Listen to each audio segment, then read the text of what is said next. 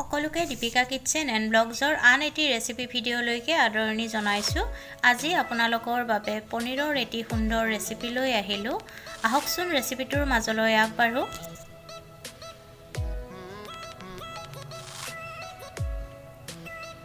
এটা মিক্সি জাৰ লৈ ল'ব আৰু জাৰটোত ধুই পখালি কোমলাই লোৱা তিল 4 চামুচ দি দিব, নহৰু এটা দিব, মিহিকৈ কটা পিয়াজ এটা আৰু কেঁচা জলকীয়া অলপ পানীৰ সৈতে দি এটা ধুনীয়া পেষ্ট বনাই ল'ব লাগিব। আপোনালোকৰ যদি মোৰ এই ৰেচিপিটো ভাল লাগে প্লিজ চেনেলটো সাবস্ক্ৰাইব কৰি কাষত থকা বেল আইকনটো প্ৰেছ কৰি অন কৰি ৰাখিব। এতিয়া পেন এখন গৰম হ'বলৈ দিব আৰু গৰম হ'লে সৰিয়হৰ তেল দি দিব আৰু তেলখিনি ভালকৈ গৰম হ'লে এটা জলকীয়া মাজেৰে ফালি দি দিব, মিহিকৈ কটা পিয়াজ এফাল দিব আৰু কিছু সময় ভাজিব লাগিব। এতিয়া বনাই লোৱা তিলৰ পেষ্টখিনি দি দিব লাগিব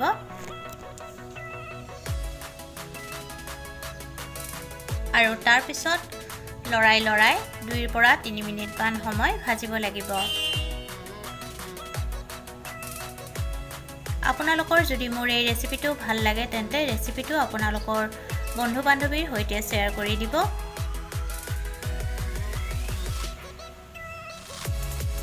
তিনি 4 মিনিট ভজাৰ পিছত তাত সোৱাদমতে নিমখ আৰু হালধি গুড়ি, জিৰা গুড়ি, ধনিয়া গুড়ি আৰু কাশ্মীৰী ৰেড চিলি পাউডাৰ আধা চামুচকৈ দি দিব আৰু লগতে গৰম মছলা আধা চামুচ দি ভালকৈ পুনৰ 2 পৰা 3 মিনিট সময় ভাজি ল'ব।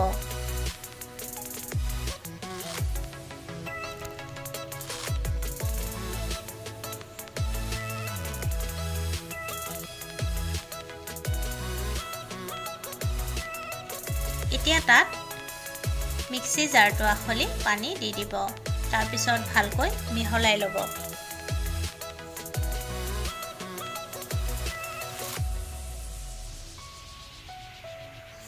ভালকৈ উতলি আহিলে তাত কাটি ৰখা পনীৰখিনি দি দিব আৰু পনীৰখিনি দিয়াৰ পিছত ভালকৈ মিহলাই পুনৰ 5 মিনিট মান সময় উতলাব লাগিব।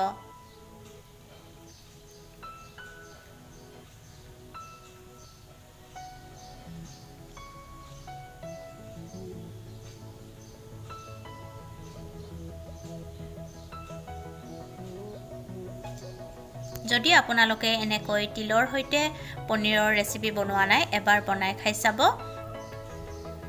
এয়া তিল পনীৰৰ ৰেচিপি ৰেডি। এতিয়া গেছৰ জুই নুমাই থ'ব আৰু নমাই গৰমে গৰমে পৰিৱেশন কৰিব। পুনৰ উপস্থিত হ'ম আন এটি নতুন ৰেচিপি ভিডিঅ'লৈ। আজিলৈকে আহিলোঁ, ধন্যবাদ।